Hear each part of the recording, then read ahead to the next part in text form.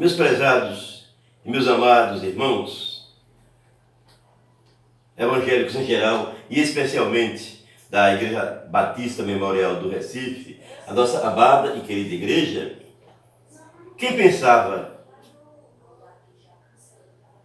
que hoje nós estaríamos usando as redes sociais para ministrar a palavra de Deus dos lares, quando normalmente nós fazemos isso aos domingos, no conforto da nossa igreja e na comunhão entre os irmãos. Mas louvado seja Deus que nós temos ainda esta possibilidade. E lendo, meus prezados irmãos, a palavra de Deus, e os irmãos sabem bem disso, que essas questões de pestes e de enfermidades durante a existência da vida humana, que isso é praticamente comum. Estávamos verificando aqui em Isaías, no capítulo 26, no versículo 20 e 21, e alguns irmãos até postaram nos zaps, diz o seguinte: vai, pois, povo meu, entra nos teus quartos e fecha as tuas portas sobre ti, esconde-te só por um momento, até que passe a ira. Pois eis que o Senhor sai do seu lugar para castigar a iniquidade dos moradores da terra. A terra descobrirá o sangue que embebeu e já não encobrirá aqueles que foram mortos. Então nós percebemos que esta situação é muito antiga. E também temos que ser verdadeiros e ter coragem para dizer que tais situações acontecem.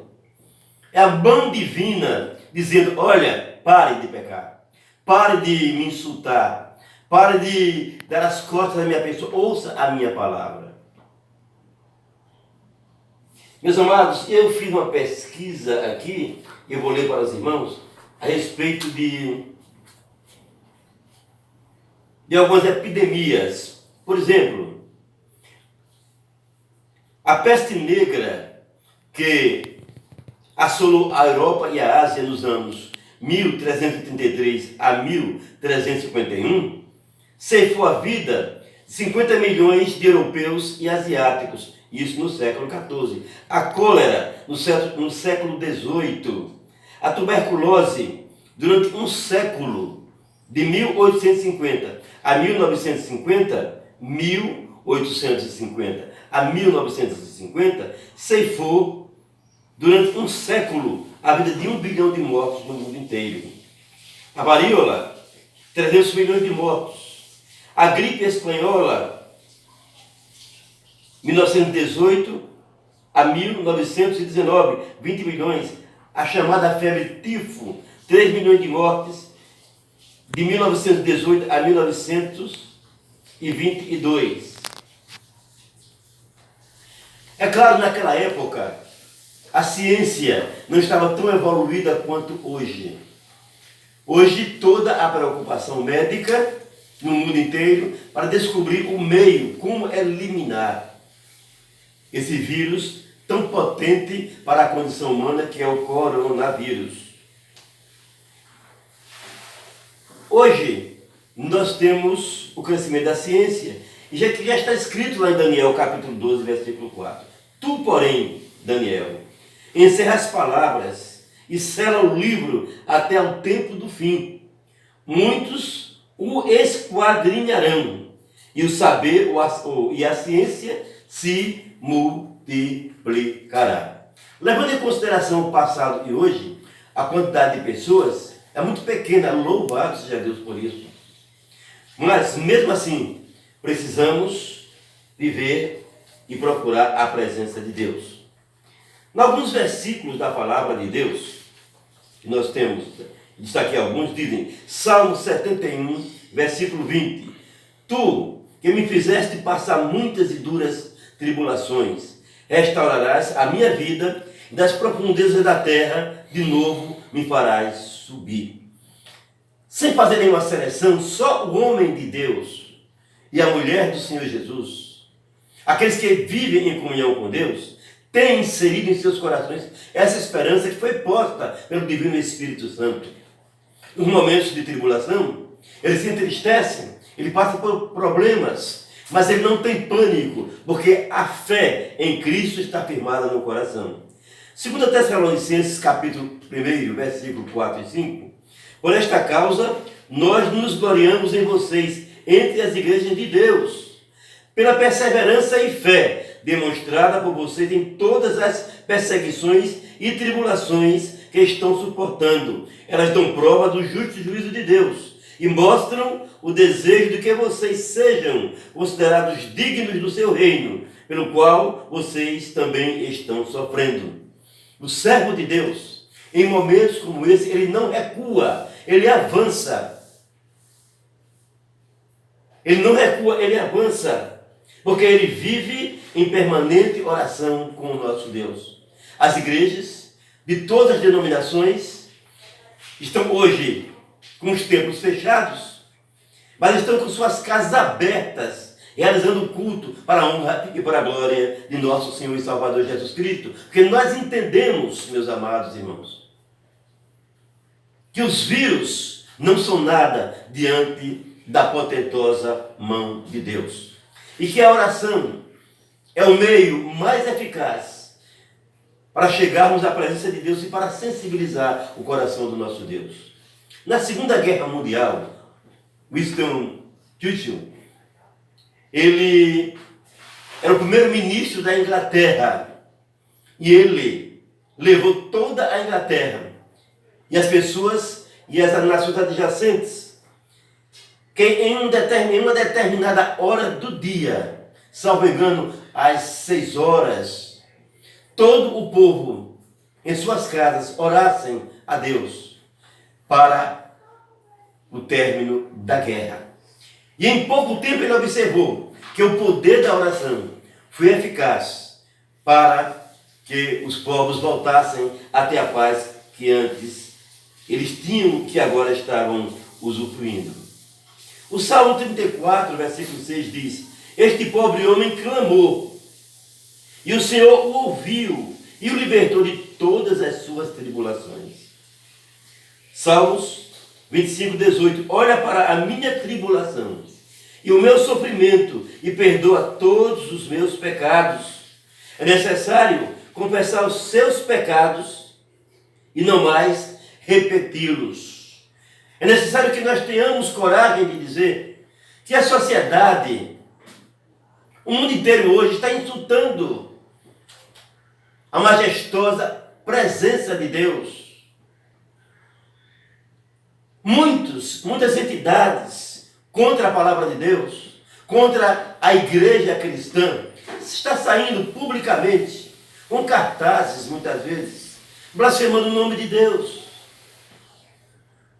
Chega um momento como esse, eu acredito que Deus está dizendo: pare, me escutem, me olhem, vejam o que eu vos aconselho para fazer. É necessário que você faça, que eu e que você, que nós façamos a nossa parte. Nós precisamos confessar. A sociedade em peso, evangélica ou não, precisa confessar os seus pecados diante de Deus. Precisamos dizer a Ele que nós estamos errados e que precisamos voltar aos princípios da palavra de Deus. E nós vamos assim sensibilizar o coração de Deus. Isso não é um castigo. Isso é a mão de Deus mostrando o seu amor para a sociedade. Para que a sociedade entenda que há realmente um Deus. Que há Deus. Romanos, capítulo 12, versículo 12 diz: alegrem-se na esperança, sejam pacientes na tribulação, perseverem na oração. Todos os homens de Deus, todos aqueles que têm uma vida que tiveram uma vida em ampla comunhão com Deus, passaram por muitos sofrimentos. Mas eles foram abalados, mas não foram derrubados. Que eram homens que viviam aos pés de nosso Senhor e Salvador Jesus Cristo. É claro, esses Romanos 12, 12, muito conhecida, um texto muito conhecido, escrita pelo apóstolo Paulo, sob a inspiração, sobre a inspiração do Divino Espírito Santo.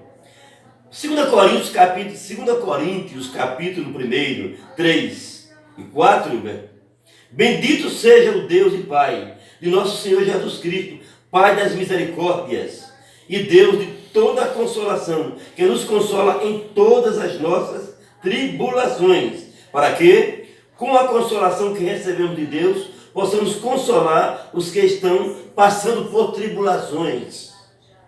Meus irmãos, o Senhor Jesus Cristo nos disse que nós somos sal da terra e luz do mundo. É neste momento que nós precisamos dizer ao mundo, mostrar ao mundo que nós somos sal da terra e luz do mundo, para que todos eles, aqueles que ainda não são, se identifiquem com esta condição. Eu não estou dizendo que os evangélicos são exclusivos de maneira nenhuma, mas os evangélicos procuram com mais insistência a leitura e o conhecimento da palavra de Deus. 2 Coríntios 8, 1 a 2 diz: agora, irmãos, queremos que vocês tomem conhecimento da graça que Deus concedeu às igrejas da Macedônia, no meio da mais severa tribulação. A grande alegria e a extrema pobreza deles transbordaram em rica generosidade. Veja, os nossos irmãos da Macedônia, podemos dizer, eram paupérrimos, mas eles tinham a alegria do Espírito de Deus em suas vidas. E eles consolavam aos outros. E no meio da tribulação, reinava em seus corações grande alegria, apesar da extrema pobreza. Nós não estamos passando por esse problema. Em relação a eles, nós somos ricos. Mas a riqueza aqui não está em bens materiais, mas está no poder, na alegria que o Espírito Santo insere no coração do homem que crê nele. Como está escrito lá em Romanos capítulo 5, versículo 5. Porque a esperança não traz confusão, porquanto o Espírito de Deus foi derramado em nossos corações. O Espírito de Deus, ele é derramado, ele traz fé, alegria em momentos turbulentos como o que nós estamos passando. Salmo 119, 143 e 144. Tribulação e angústia me atingiram, mas os teus mandamentos são o meu prazer. Os teus testemunhos são eternamente justos. Dá-me discernimento para que eu tenha vida, ou seja, confiança plena na palavra de Deus. Eu conclamo a todos, evangélicos ou não, para lerem mais a Bíblia. Jesus Cristo disse, falando aos hebreus na época: errais em não ler as Escrituras. Ela testifica de mim, e através dela julgai ter a vida eterna. Errais, disse Jesus, errais em não ler as Escrituras. Ela testifica de mim, e através dela julgai ter a vida eterna. A vida eterna traz na nossa alma um sentimento indescritível de felicidade. Mas como você, que ainda não adquiriu a vida eterna, mas que você está com ela em sua mesa, à sua frente, ela nos é dada através de nosso Senhor e Salvador Jesus Cristo. Ele é a autoridade máxima e única para inserir em seu coração esta esperança. E nestes momentos de tribulação, passamos por angústias, passamos por sofrimentos, somos abalados, mas não caímos, porque Jesus está conosco. Salmo 102, versículo 2. Não escondas de mim o teu rosto quando eu estou atribulado. Inclina para mim os teus ouvidos. Quando eu clamar, responde-me depressa. A comunhão com Deus é a base para levantar a nossa autoestima. E mais do que isso, revigora a nossa fé.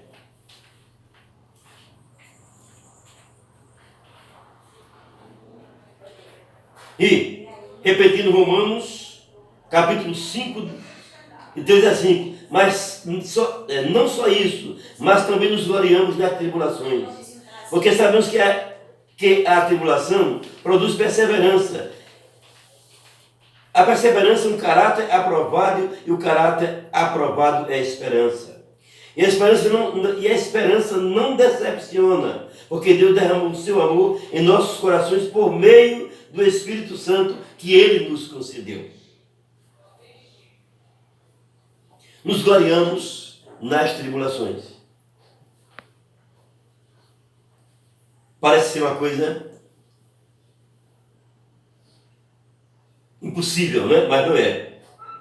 Para quem não tem experiência com Cristo, essa frase pode não soar bem, mas como nos momentos difíceis estamos junto dele, a sua presença é para nós paz e convicção de que a nossa vida está firmada no Senhor, semelhante ao que está escrito em João, capítulo 15, todo o capítulo 15, quando ele diz que Deus é a videira. Aliás, nós somos a videira e o nosso Pai é o nosso agricultor. Meus amados, para concluir, eu cito ainda o versículo 14 do capítulo 15. Vós sois meus amigos, disse Jesus. Vós sois meus amigos, se fazeis o que eu vos mando. Lembre-se, nós devemos fazer a nossa parte. Vós sois meus amigos. Em outras palavras, vós sereis abençoados. Vocês terão comunhão comigo. Eu estou disposto a lhe abençoar, a te ajudar. Mas, se fizermos a nossa parte, é necessário que a sociedade que hoje está tão angustiada se humilhe diante de Deus. Porque a fé em Deus, o poder do Senhor, é muito mais forte do que todos os vírus que estão contaminando a humanidade. E para concluir, Mateus capítulo 8, versículos 16 e 17. Chegada a tarde, trouxeram-lhe muitos endemoniados, e ele, meramente com a palavra, expeliu os espíritos e curou todos os que estavam doentes, para que se cumprisse o que fora dito por intermédio do profeta Isaías. Ele mesmo tomou as nossas enfermidades e carregou com as nossas doenças. Jesus é poderoso para curar, para operar maravilhas, para operar milagres, ontem, hoje e eternamente. E nos lembremos do Salmo 46, que nós gostamos tanto de usar e de falar. Deus é o nosso refúgio e fortaleza, socorro bem presente nas tribulações. Louvado seja Deus, que apesar de todas as coisas, de todos os equívocos, toda a humanidade, evangélica ou não, está se voltando para o Senhor. Que o Senhor Deus continue a nos abençoar. Amém.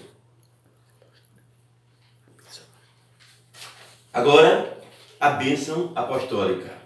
A graça de nosso Senhor e Salvador Jesus Cristo e o amor de Deus, nosso bendito e querido Pai, e as divinas consolações do Espírito Santo estejam com todo o povo de Deus na face da terra,